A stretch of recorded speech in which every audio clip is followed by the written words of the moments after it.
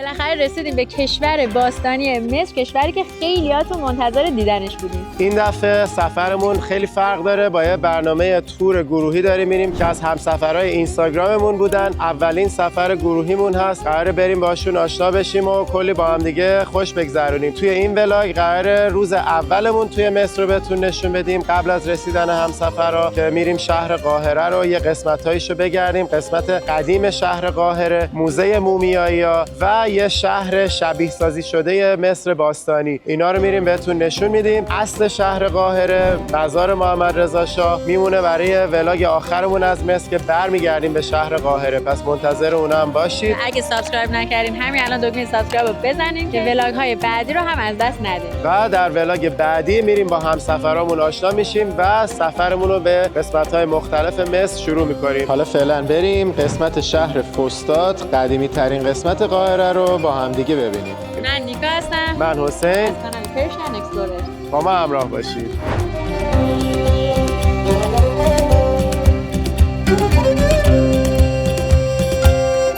بالاخره رسیدیم به سرزمین فرعونا. رسیدیم اینجا، اصلا دیگه گیج بودم. اومده حس و حال قدیمی و بازسازی کرده. ایشون های پریست هستن که بدون اجازهش هیچ کاری توی ویلج اجازه نداری انجام بدی. خانومه فقط که تو فکر خوشگلاسیون و غیر و فره فقط. اینجا دونه های گندم رو انبار میکردن. NIKA Ancient Egyptian. جزء عجایب هفتگانه دنیای قدیم بوده. داستان فرعونای مصر از بیش از 5000 سال پیش شروع میشه. گفتن که خدا توی بدن ماست، یعنی بهترین یوتیوبر به کل دنیا. یه همه جمع شده داریم بریم عروسی مصری. لایه های تاریخ و قشنگ توش میتونی ببینی. موهای خودشه. خیلی جالبه که اصلا این سیستم مومیایی کردن عملا میومدن اینا رو خشک میکردن.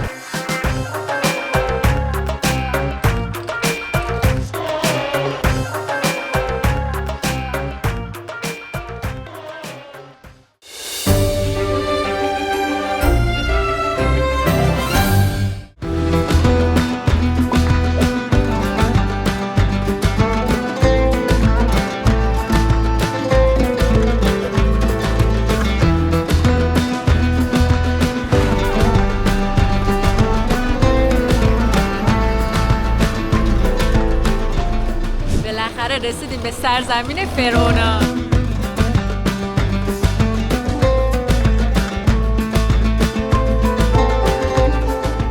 اینم اولین چیزی که تو اولین مجسمه که زده ویلکام تو اجیپت، اهلا بکم فی مصر.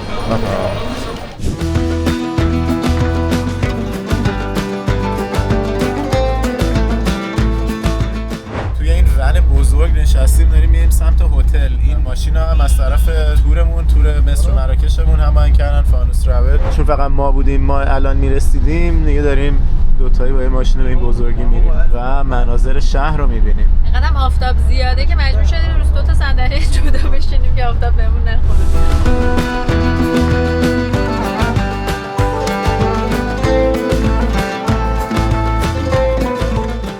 هتلمونه، هتل سفیر، اسمش هم حسابی ایرانیه.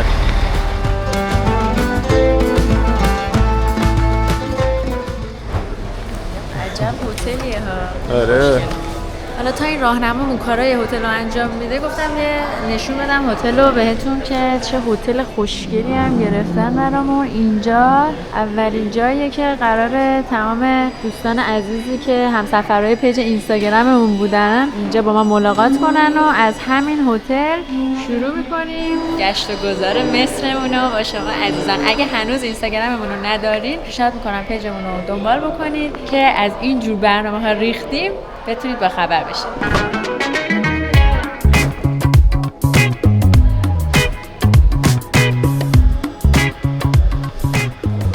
بفرمایید داخل. تور داخل این اتاق رو هم ببینید. طبقه 11 هم هستیم. بذار ببینیم منظره چیه. خیلی پسندیده شد. مهمون داریم.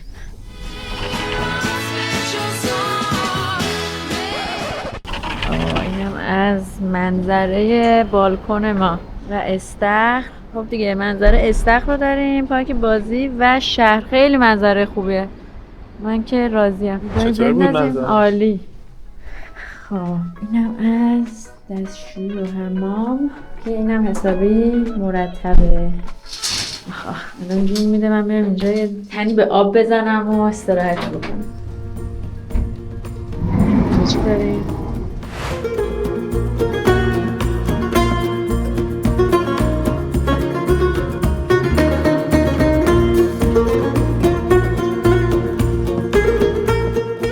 بالاخره گشت و گذارمون رو توی قاهره شروع کردیم. الان اینجا رود نیل رو داریم. اصلا با دیدنش هیجاناتم زد بالا. رود فوق‌العاده زیبای نیل که قبلا توی اوگاندا یه قسمت دیگه شیده بودیم و حالا اومدیم مصر و رود نیل و همه ماجراهاش. آره رستوران مدیمه اومدیم که توی شبه جزیره نزدیک قاهره است و قراره دیگه کبابمون رو بزنیم. 2 جوری کباب گرفتیم. یکم میگردیم زندگی شبانه اینجا رو میبینیم و میخوابیم آماده شیم برای فردا.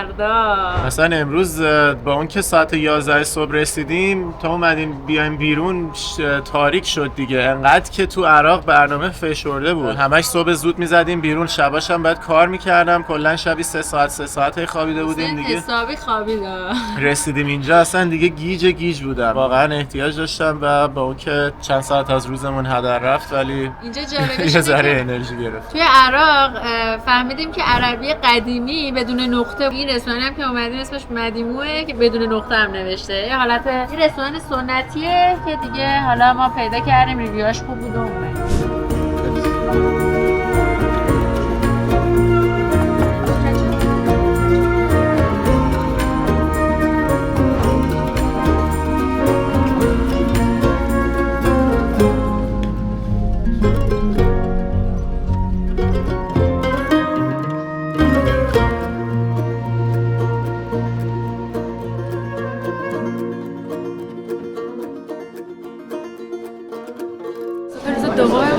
اومدیم صبحونه بزنیم و همسفری که تازه رسیدن هم ببینیم. حسین هم که کلا دیروز یکم حالش خوب نبود، کم خوابی داشت و اینا دیگه گرفت حسابی خوابید. شاید باورتون نشه ولی دیشب قرار بود حداقل زندگی شبانه رو بریم ببینیم. یکم میگردیم زندگی شبانه اینجا رو میبینیم ولی دیگه بعد همون رستورانه همونو رفتیم خونه و گرفتیم خوابیدیم. از ما بعید بود که یه روزا اینجوری از دست بدیم ولی خب دیگه واقعا خسته بود. امروز میریم که قاهره رو با هم دیگه بگردیم. اینم صبحونه هتل.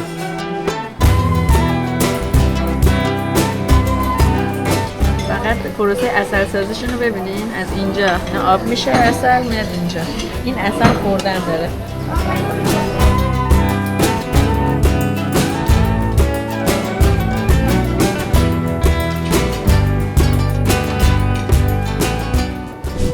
املت سفارشی درست میکنه.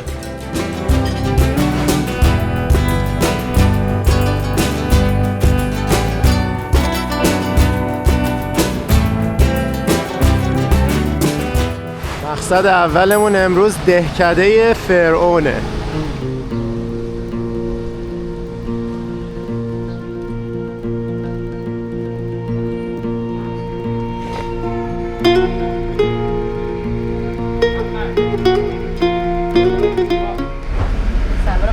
فقط خودمون توی قایق درندش میبرتمون به جزیره. در واقع این ویلیجش توی جزیره است که بعد با قایق این رودخونه نیل رو طی کنیم که برسیم بهش. این دهکده فرعونی اومده حس و حال قدیمی رو بازسازی کرده. در واقع جاذبه تاریخی نیست چون مصنوعیه ولی خب باحال دیگه. حس و حال قدیمی آدم میتونه اونجا تجربه کنه. The village is surrounded by an extensive papyrus plantation which not only reproduces the ancient surroundings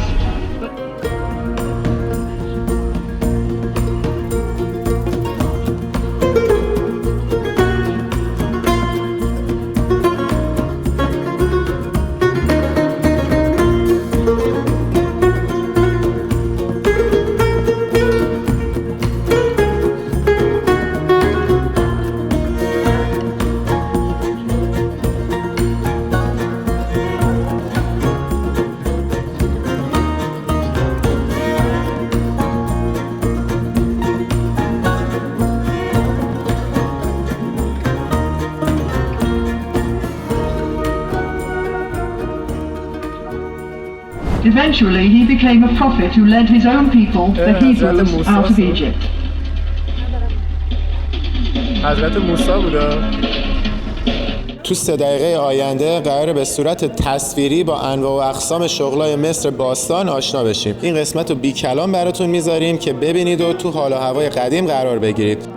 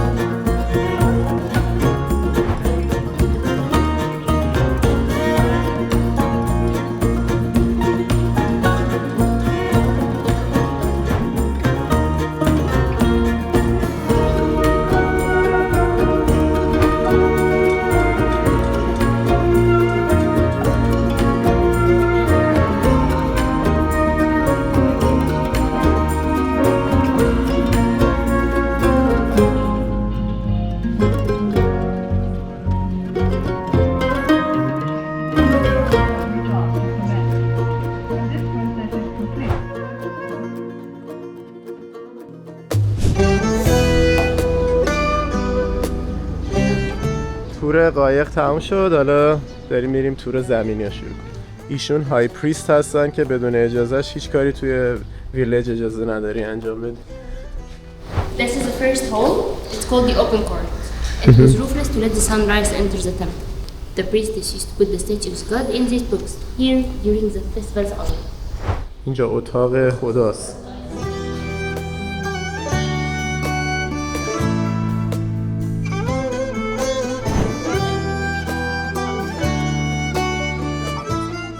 اینا به این خط تصویری مصری میگن هایروگلافیکس. بعد این یه دونه کپی ورژن اصلیشه که توی موزه لندنه. حالا اینجا هم باز روی دیوار بزرگترشو کشیده. پرنده ها هر کدوم به اون سمت باشن از اون سمت خونده میشه. مثلا اینا پرنده به سمت راست دارن نگاه میکنن، از راست به چپ خونده میشه. تو این یکی پرنده ها به سمت چپ دارن نگاه میکنن، واسه از چپ به راست خونده میشه.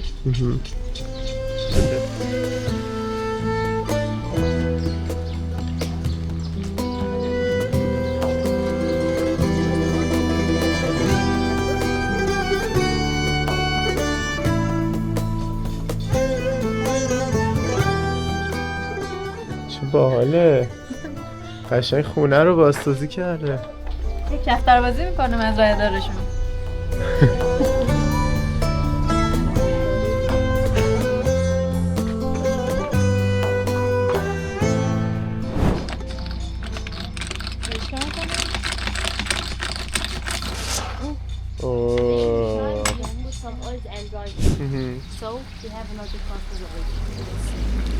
این یکی خونه مرد پول داره.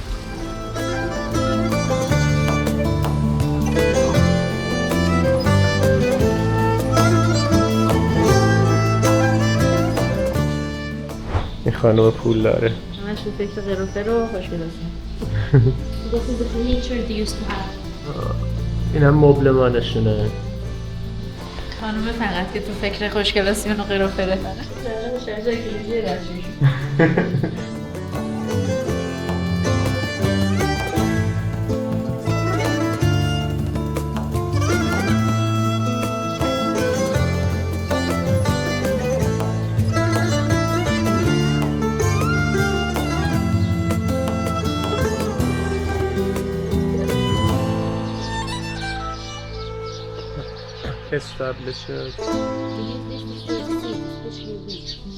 اینجا دونه های گندم رو انبار میکردن، از اون بالا میریزن توش، بعد دیگه هر موقع لازم داشته باشن از این پایین برمیدارن. حالا اومدیم یه دونه از این نقاشی ها رو گرفتیم. چقدر بود قیمتش؟ 400. 400 که میشه $8. آره اسم من رو میذاریم اینجا، اسم حسین رو اینجا که شکل همون در واقع مصر باستان رو به همون شکل نوشته میشه. اسم من اینور که نگاه کن مثلا این آیه رو به این شکل نوشته.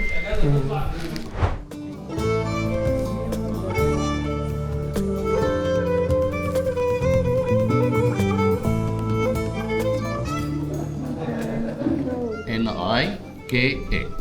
Ancient Egyptian. Okay? حسین. Right?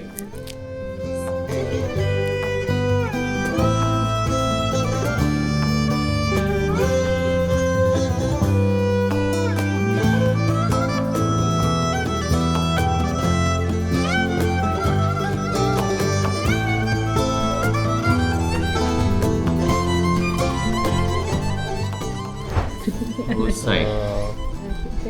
Thank you. You're welcome. Take a photo of it. الهه هاپیه.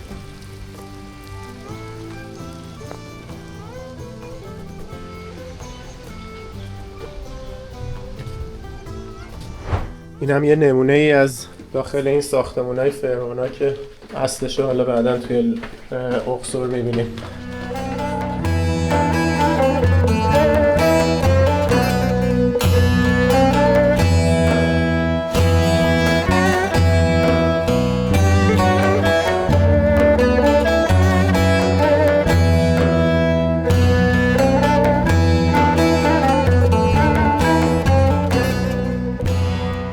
اینم یک کپی از یه مومیایی شاه که حالا مومیایی اصلی قراره زیاد ببینیم تو این سفر. فعلا اینجا داریم یک کپیشو میبینیم.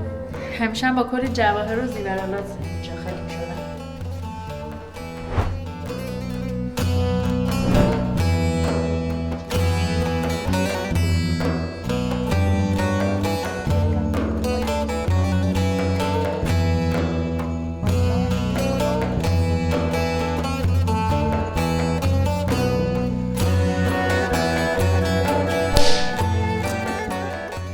باحال. شیشه رو چه ذوب کرد، باد کرد، تو شیشه بود، یهو شیشه پخش شد تو هوا.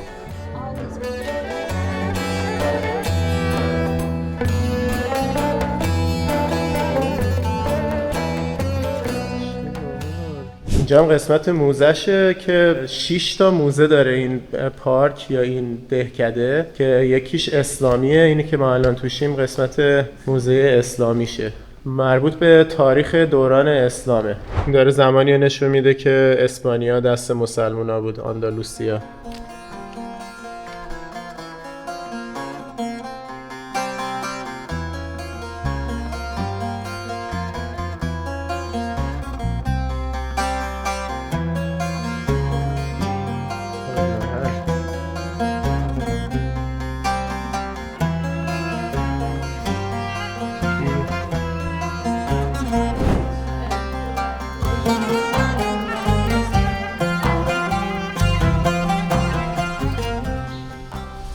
عروسیه که ما امشب قراره بریم.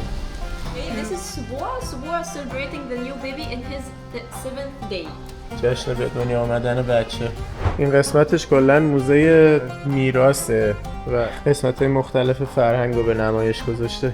سلمونی‌های گذشته همین شکلی تو خیابون مومی تراشیدن، این شکلی.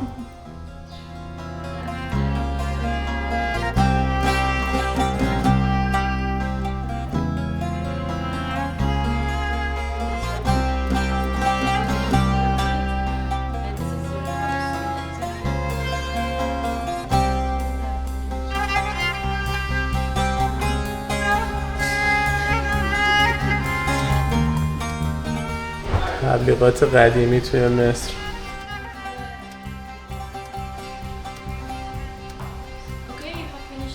این شهر اسکندریه هست که اسکندر مقدونی ساخته. یه 3 ساعت با قاهره فاصله داره. اونجا هم در قدیم یه دونه لایت هاوس بوده، یه دونه فانوس آبی بوده که جزء عجایب 7گانه دنیای قدیم بوده. راجع به عجایب 7گانه قدیم و جدید توی ولاگ بابلمون هم صحبت کردیم تو عراق، ولی اینم جزء همون عجایب 7گانه قدیمه که الان دیگه وجود نداره. خلاصه این کل این شهر رو اسکندر مقدونی ساخته و هنوزم جزء شهرهای خیلی خوب و با کلاس مصر و خیلی از آدمای معروف مصری و دانشمندا از این شهر میان.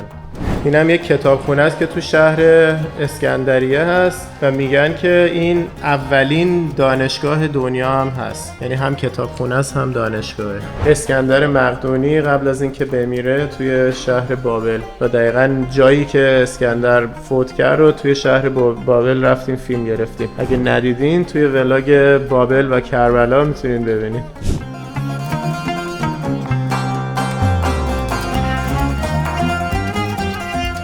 اینجا سرگذشت کلئوپاترا رو نوشته که آخرین فرعون مصر بوده. داستان فرعونای مصر از بیش از 5000 سال پیش شروع میشه و به مدت 3000 سال مصر همینجوری فرعون داشته تا وقتی که کلا دیگه امپراتوری رومی میاد و دیگه این سیستم فرعونی رو از بین میبره. جالبه که حتی وقتی که هخامنشیان میان مصر رو میگیرن همچنان اینا به فرعون اعتقاد داشتن، یعنی به شاه امپراتوری پارسی میگفتن این فرعونمونه. یا حتی وقتی که مثلا اسکندر مقدونی میاد اینجا رو میگیره برای اینکه با اون اعتقادات فرعونی مصری‌ها جور در بیاد و بتونه با استفاده از اون مردم رو قانع کنه که پیروی کنن ازش، اومده خودش رو با همون باورهای قدیمیشون ادغام کرده و سلسله‌ای رو توی مصر بنا میکنه که به عنوان فرعون ادامه بدن به حکمرانی توی مصر. و این میشه که سلسله طولمی که البته پتولمی نوشته میشه بنا میشه که در واقع اون طولمی یکی از ژنرالای اصلی اسکندر مقدونی بوده که بعد اسکندر مقدونی میذارتش به عنوان حکمران مصر و به عنوان فرعون مصر یه سلسله‌ای رو شروع میکنه که آخرین کس از اون سلسله همون کلئوپاترا بوده. در واقع خود کلئوپاترا هم یونانی بوده، یونانی الاصل بوده، توی همون سلسله پتولمی یا طولمی آخرین فرعون مصر بوده. و حالا اینجا سرگذشت کلئوپاترا رو یکم راجع بهش صحبت کرده. اینجا مجسمه کله کلئوپاترا رو اینجا بازسازیشو گذاشتن و این کلئوپاترا خیلی آدم باهوشی بوده، به خاطر اینکه میدونسته که امپراتوری رومی الان خیلی قدرت داره و نمیتونه به عنوان دشمن باهاشون برخورد کنه، میاد به عنوان رفیق مثلا سعی میکنه به عنوان دوست و یار اینا رو نگه داره. در نتیجه میاد با یولیوس سزار، که من تازه فهمیدم که سزار همون قیصره، میاد با یولیوس قیصر میریزه رو هم. یه بچه هم با هم داشتن به اسم سزاریان و اینجا هم یه تصویر کشیده از زمانی که کلئوپاترا داشته با بچه‌شون سزاریان سفر میکرده به روم و بعدن که جولیوس سزار میمیره اینجا با مارک انتونی ازدواج میکنه. خیلی جالبه، مارک انتونی اکس جنیفر لوپز بود ولی مثل اون زمان هم بوده. 3 تا بچه باشه، 3 تا بچه با مارک انتونی داشته، اونم البته مال همون رومیا بوده. کلا این کلئوپاترا همش سعی می‌کرده با این رومیا باشه که بتونه رفاقت خودش رو با امپراتوری رومی حفظ کنه. ولی با این حال در نهایت این اکتافیوس میاد حمله میکنه به کلئوپاترا. راضی نبوده که کلئوپاترا انقدر قدرت داشته باشه تو مصر، میگه ما باید بریم و بهشون غلبه کنیم و بکنیمشون جزء امپراتوری رومی. این میشه که کلئوپاترا رو میبره تو اسارت و کلئوپاترا چون دوست نداشته اسیر اکتافیوس باشه تو اسارت خودکشی میکنه توسط یه مار کبرا. حالا ما همیشه توی داستانایی که از بچگی شنیدیم فرعونا کسایی بودن که ادعای خدایی میکردن و از این طریق به مردم حکمرانی میکردن و خواستم یکم این موضوع بیشتر شرح بدم. در واقع کاری که این فرعونا میکردن این بوده که میگفتن یه سری خدایان داشتن مثل همون هوروس و ایسیس و اینا که توی راه که داشتیم با قایق میومدیم مجسمه اینا رو بهمون نشون دادن، گفتش که مثلا هر کدومشون چه ویژگیایی داشته. اینا کلا یه سری خدا داشتن، الهه هایی داشتن مثل یونانی‌ها که مثلا زئوس و نمیدونم پوسایدن و اینا رو داشتن. اینا هم یه سری الهه داشتن و فرعونا میگفتن که ما تداعی زمینی اینا هستیم و اینا توی جسم ما وجود دارن و ما جاودانه ایم، به خاطر اینکه بعد از اینکه بمیریم هم اینا مثلا میریم توی این هرمات، همون هرمایی که میساختن برای این بوده که این فرعونا رو بتونن جاودانه کنن و از طریق این هرما فرعونا رو بفرستن سمت دنیای جاودانه و به خاطر همین ادعا میکردن که ما نماینده خداییم و جاودانه ایم، پس یه جورایی مثلا ادعای خدایی داشتن. دقیقاً نمیگفتن که ما خداییم، ولی میگفتن که خدا توی بدن ماست، یعنی در واقع خدا از طریق ما اومده روی زمین که به شما حکمرانی کنه. حالا یه بحث جالبی که هست اینه که برای من خیلی جالب بود که بدونم این فرعونا واقعا خودشون هم اینو باور داشتن، یعنی خود فرعونا میدونستن که دارن مردمو گول میزنن یا خودشون واقعا فکر میکردن که درسته این چیزا. جالبه که بحث زیاده سرش، بین تاریخ شناسا، بین علما اختلاف سر این قضیه و خودشون هم دقیقاً نمیدونن که این فرعونا ایمان قلبی داشتن به این موضوع یا نه. از طرفی میگن که شاید واقعا این فرعونا اعتقاد قلبی رو داشتن، به خاطر اینکه از بچگی بهشون کلهشون فرو میکردن. از وقتی طرف به دنیا اومده بهش میگفتن که تو خدایی، تو جاودانه‌ای، تو فلانی، تو وقتی بمیری هم قراره برات هرم بسازن بری برای خودت مثلا توی دنیای جاودانه و نمیدونم تو الان به عنوان نماینده خدا رو زمینی و انقدر اینا رو تو کلش فرو میکردن که اون بچه واقعا اعتقاد قلبی پیدا میکرده که خدا الان تو جسمشه و خدا و خودش هم خداست و در نتیجه اینکه حالا واقعا میدونسته داره مردم رو گول میزنه یا نه، این یه بحثی است که جواب دقیقش مشخص نیست.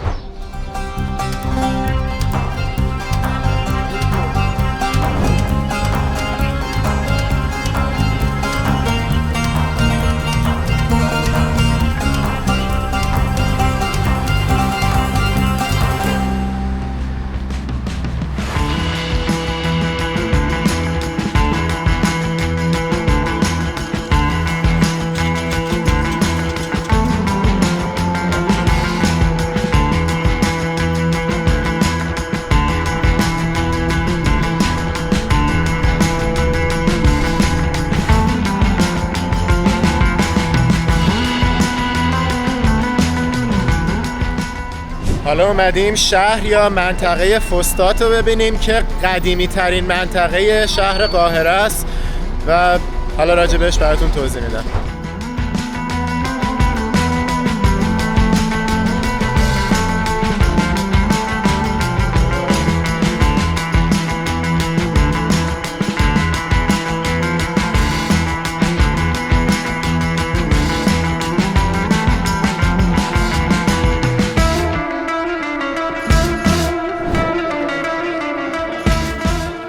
Okay, I'm going to introduce you.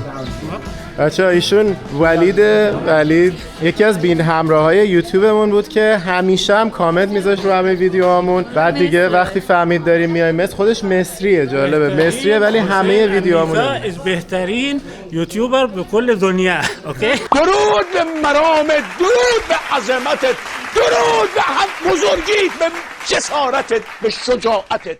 مرسی آقا. بعدم میگفتش که با ویدیوهای شما دارم فارسی یاد میگیرم. فارسی هاف فهمیدن دو فارسی نو اولی لکن اما نو گفتن. میگه فارسی رو میفهمم ولی نمیتونم خیلی حرف بزنم. با زیرنویس انگلیسی میبینه ویدیوهامونو. همیشه خیلی جذابه برامون که دنبال کننده هامونو توی راه میبینیم، توی کشور مختلفی میبینیم. در این دفعه خیلی جالب ترم شد که این آقا خودش مصری و دنبال کننده پیج ماست و با اینکه خیلی خوب فارسی بلد نیست اما خیلی خوب داره فارسی یاد میگیره و اشتیاق داره که هم زبون ما رو یاد بگیره، هم این که با ما هم مسیر بشه. این شهر فسطاط یه مجتمع مذهبی داره که یه سری بناهای مذهبی قدیمی از کلیسا و کنیسه گرفته تا مسجد همه رو میشه نزدیک به هم پیدا کرد. این یکی الان یکی از کلیساهاست.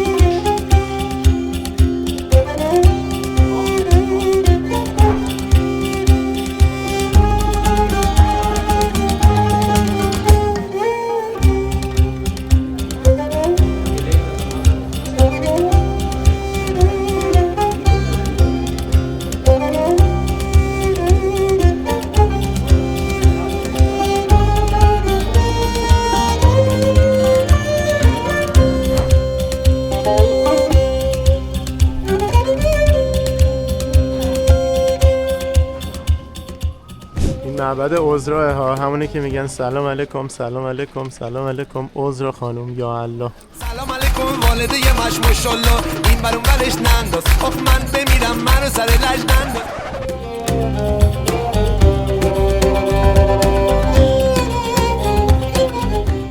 این معبد یهودی قدیمیه، بریم ببینیم میشه واردش شد یا نه.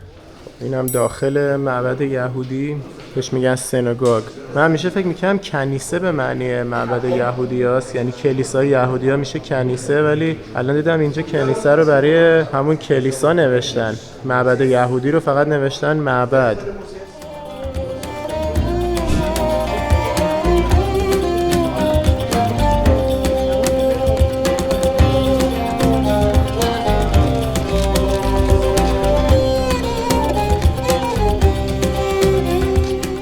این مجموعه کلیساها و معبدها که الان دیدیم از اینجا بود مسیرش، از این پله‌ها میرفتیم پایین. حالا برگشتیم بیرون که بریم به بقیه این شهر برسیم.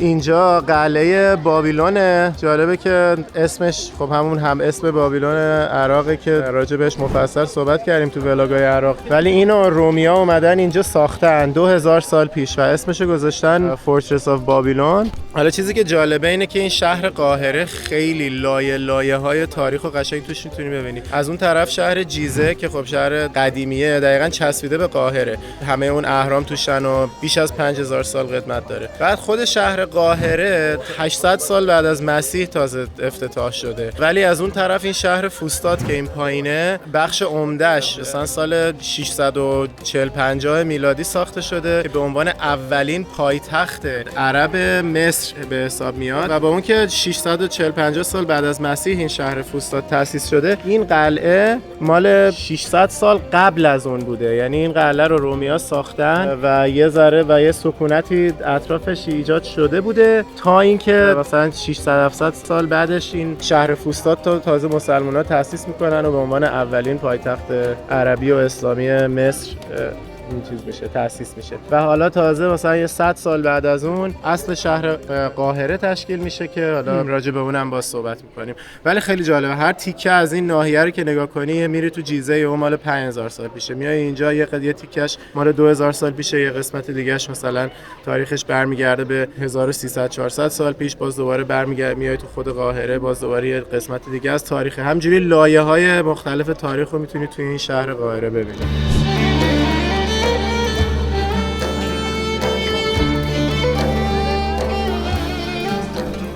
کلیسا رو بهش میگن هنگینگ چرچ یا کلیسای معلق، به عربی المعلقه. 1500-600 سال قدمت داره و میگن که از یه سری زوایا نگاش کنی احساس میکنی که کلیسا همینجوری تو هوا معلقه. حالا بریم ببینیم میتونیم اون زاویه ها رو پیدا کنیم یا نه.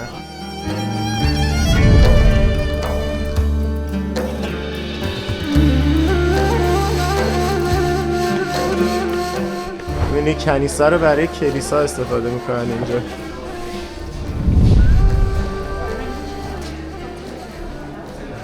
می‌بینی این قسمتش به خاطر اینکه زیرش خالیه به نظر میاد که کلیسای تو هوا معلقه، زیرش فضای پیاده رویه.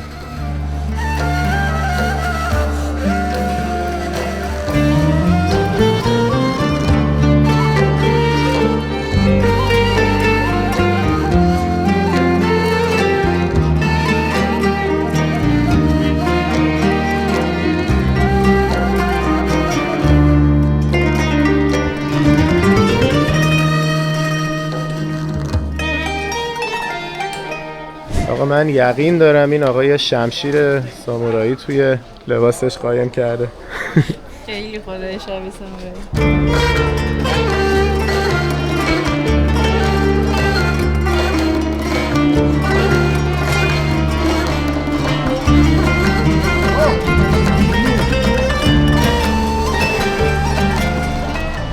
اینجا الان سوق فستات، بازار فستات، ولی به نظر نمیاد فعال باشه.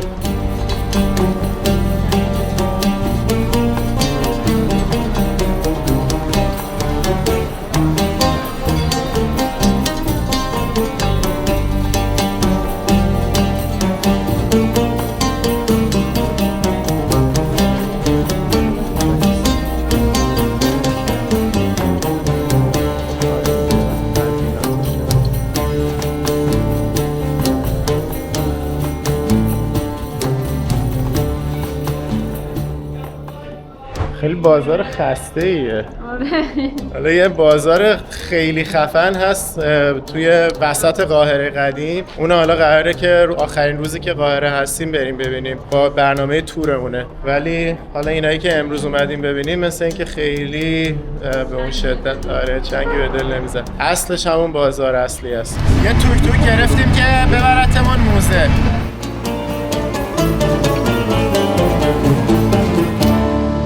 حالا اومدیم موزه ملی تمدن مصری. از بین تمام موزه هایی که توی قاهره هست این یکی ریویوهاش و نمره‌ای که آدما بهش دادن از همه بیشتر بود. به خاطر همین اینو انتخاب کردیم که بیایم و قراره که کلی آثار باستانی راجع به تمدن مصر اینجا ببینیم.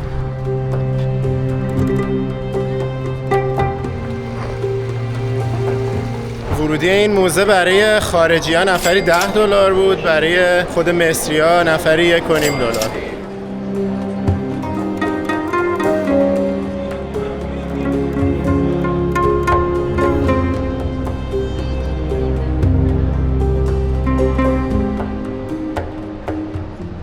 این مجسمه فرنشون به اسم مرمتا و همسرش که به عنوان گادس چی میشه؟ الهه خانوم به اسم موت 3200 سال پیش ساخته شده و اخیراً توی شهر ممفیس پیداش کردن آوردن اینجا.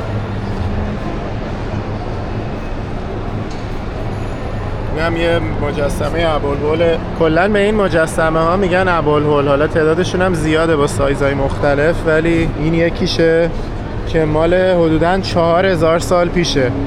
این هم یه مجسمه از فرعون آخناتنه که میگه مال 3000 سال پیشه حدوداً.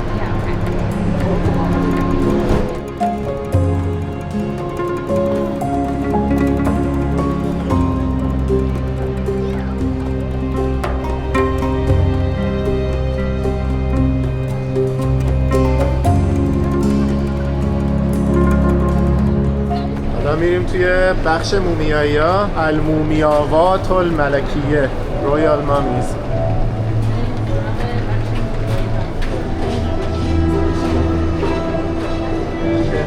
این مثلا رودخونه نیل هران زیرمون.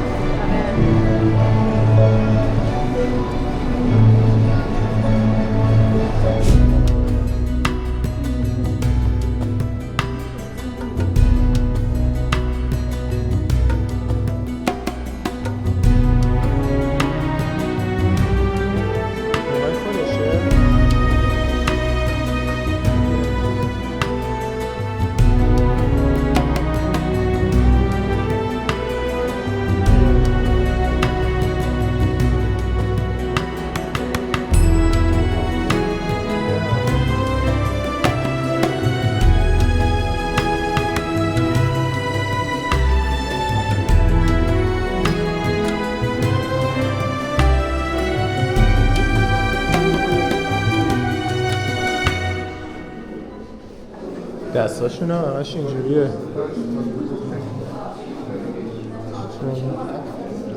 میبینی اینم ملکه بوده مثلا 3400 سال پیش ملکه بوده. یه جوری اینا رو مومیایی کردن که جدی جاودانه بشن.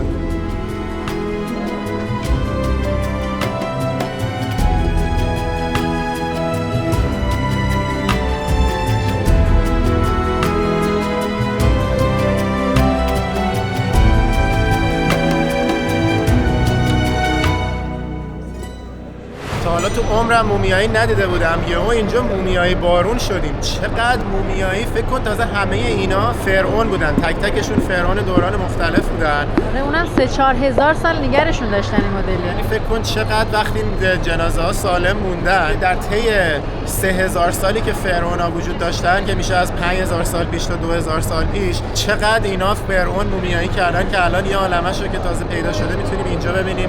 تو موزه‌های دیگه‌شون هم کلی مومیایی دیگه وجود داره. خیلی جالبه که اصلا این سیستم مومیایی کردن عملاً میومدن اینا رو خشک می‌کردن، یا مثلا گوشت خشک شده درست می‌کنن که مثلا چیز نزنه، آفت نزنه، می‌تونی مدت‌های طولانی تری نگهش داری. اونم در واقع همین سیستم بوده. میومدن یه نوع نمک به اسم ناترون می‌زدن به اینا. البته اول همه دل و روده و نمیدونم چیزایی که ممکن بوده بگنده رو همه رو در می آوردن، حتی مغز هم در می آوردن، فقط قلبو میذاشتن بمونه و همه چی رو در می آوردن. بعد این نمک ناترون رو میزدن که رطوبت رو کامل جذب کنه و از بدنش در بیاره. بعدش دیگه می اومدن با شراب و اینا یکم میشستن اون جنازه رو، دوباره خشکش میکردن و دیگه در نهایت میپیچیدنش و میذاشتنش توی از این کافینا توی این تابوتا دیگه میمونده واسه این همه سال. نمیدونم خودشون هم فکر میکردن که 5000 سال 4000 سال اینا سالم بمونه یا نه، ولی خیلی جالب.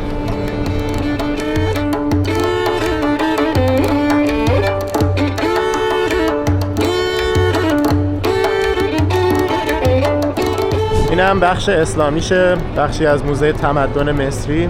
حالا گفتم دیگه یه بارگی بقیه تاریخ مصر هم همینجا خلاصه‌شو بگم. تا اونجایی که مصر شد بخشی از امپراتوری رومی رو قبلا توضیح دادیم. بعدش دیگه یه 600-700 سال جزء امپراتوری رومی و بعدش بیزانسی بود که در واقع بخش یونانی امپراتوری رومی بود که بعد از فروپاشی امپراتوری رومی همچنان ادامه داشت.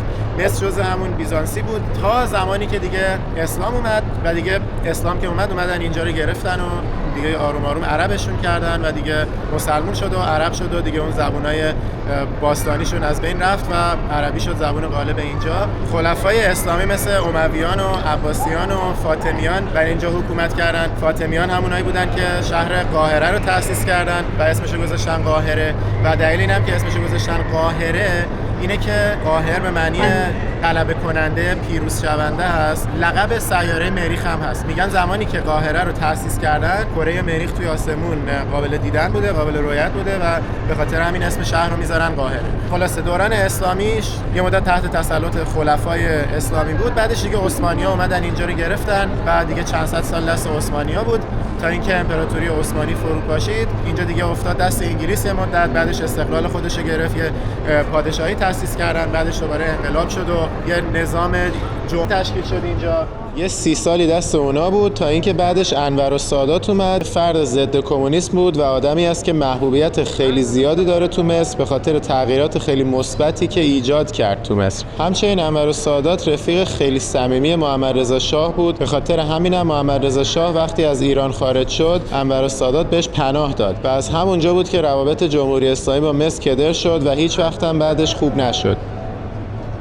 مزار محمد رضا شاه هم توی همین شهر قاهره هست که قرار آخر سفر مصرمون که دوباره برمیگردیم قاهره بریم اون هم ببینیم. فعلا امروز وقت نمی‌کنیم ولی منتظر باشین، به کانالمون سابسکرایب کنید که اون قسمت رو هم از دست ندین. خلاصه این انور السادات تغییرات خیلی خوبی میاره تو مصر، با اقتصاد رو آزاد میکنه، روابط رو خوب میکنه. حتی با اون که اوایلش یکم با اسرائیل جنگیده بود، بعدش اومد قرارداد صلح با اسرائیل امضا کرد، روابط عادی سازی کرد و تمام اینا برای پیشرفت مصر خیلی موثر بود. به خاطر همین انور السادات خیلی محبوبیت زیادی داره. بعضیا هم نسبت بهش منتقدن، میگن که دیکتاتور بود، میگن که خیلی آزادی بیان نبود تو زمانش، ولی خب اکثرا میگن که پیشرفت‌های خیلی خوبی داشتیم تو دورانش. ضمن محمد رضا پهلوی به عنوان برادر همیشه صداش می‌زد، میگفته برادرم مثلا فلان گفت و نمیدونم. خیلی با هم دیگه نزدیک بودن. دوتایی داشتن با هم دیگه تلاش می‌کردن که آینده خاورمیانه رو شکل بدن و به سمت مثبتی پیش ببرن، ولی خب میدونیم که در نهایت نه انور السادات میمونه نه محمد رضا پهلوی. کلا از اون طرف اینجا که حسنی مبارک میاد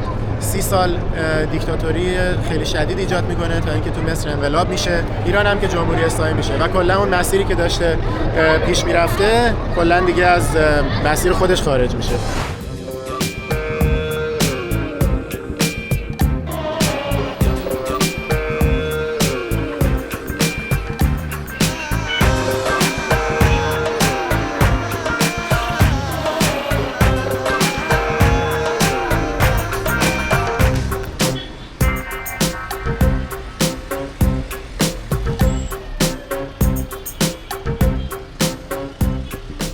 حالا اومدیم جود بازار، بازاری که حسابی رفت تو پاچمون، چون تو نقشه سرچ کردیم بازار و اینجا که یه مغازه کوچولو هست و برامون آورد. کلی مسیر طولانی با تاکسی اومدیم که برسیم اینجا.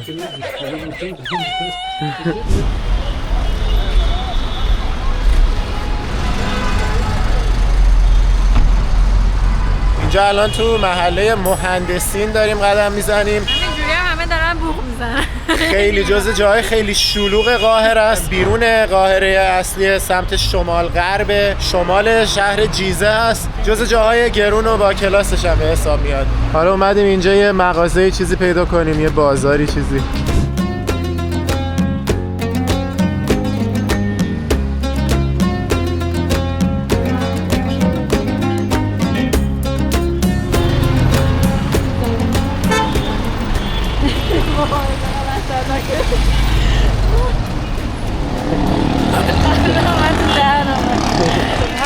راه یه دونه شاورما فروشی دیدیم، گفتیم بریم بخوریم، یه شاورما هم بگیریم تو راه بخوریم که یکم سیر شیم، ولی خیلی بوی خوبی میده.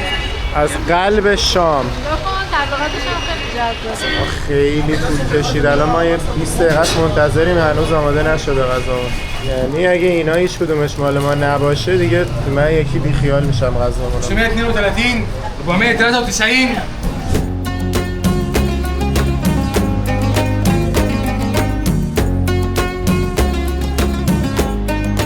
اینجا میدون مصطفی محمود، میدون اصلی این محله مهندسینه. اینا مسجد مصطفی محمود. انقدر این طول داد شاورماه که دیگه من و نیکا زدیم بیرون، گفتیم بیا حداقل این میدون اصلیه رو قبل از اینکه تاریک شه فیلم بگیریم. خیلی افتضاح بود دیگه. برای یه شاورما اینقدر صبر کردیم، آخرم نخورده اومدیم بیرون. حالا بعد باید برگردیم تحویل بگیریم. سرم اومدیم یه چیزی سر پای بگیریم و بریم دیگه، انقدر طولش داد بسیار شد. خیلی اینجا فاز میدون کاژو داره تو سعادت آباد. اونجا زندگی می‌کردیم، یه مسجد و یه میدون اومده. خب خیلی ساله من نرفتم، 16 سال از ایران اومدم بیرون، ولی کم اونو تداعی کردیم. بوقای ماشین و اون ماشین، این همه ماشین و پارکای این منو. بالاخره تحویل گرفتیم این ساندویچامونو. پیر شدیم تا آماده شد. بریم بالا بشینیم ها.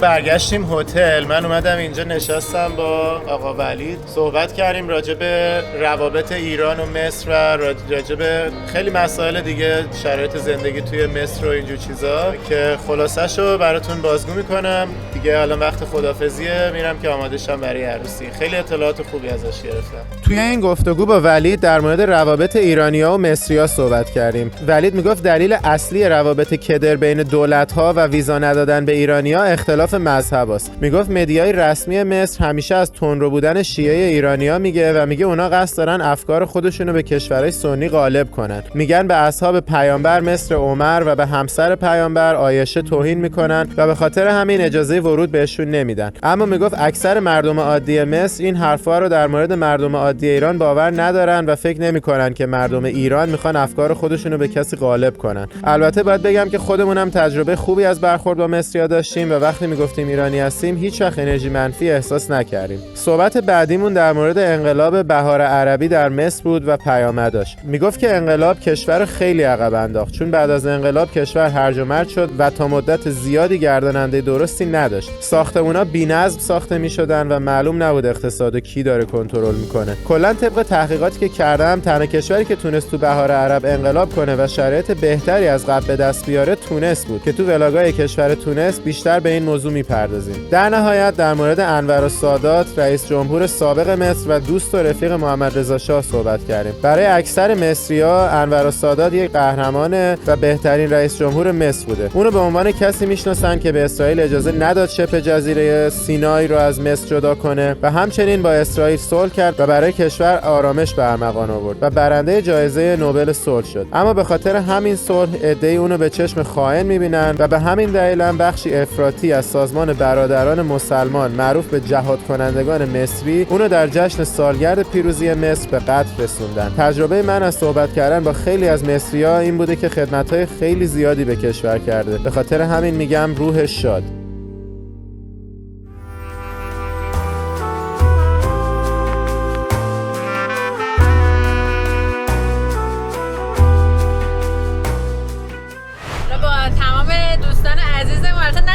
یه سریشون که جدلک بودن خوابیدن، یه سریشون فردا میرسن. درسته؟ یه نفر فردا. یه نفر. خب یه همه جمع شدیم داریم میریم عروسی مصری. آره با. بچه‌ها آماده؟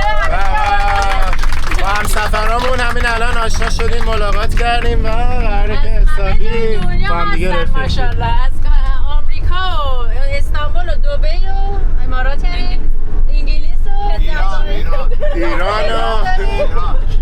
و ترکیه و اسپانیا. بریم مترو ولیعصر قاهره.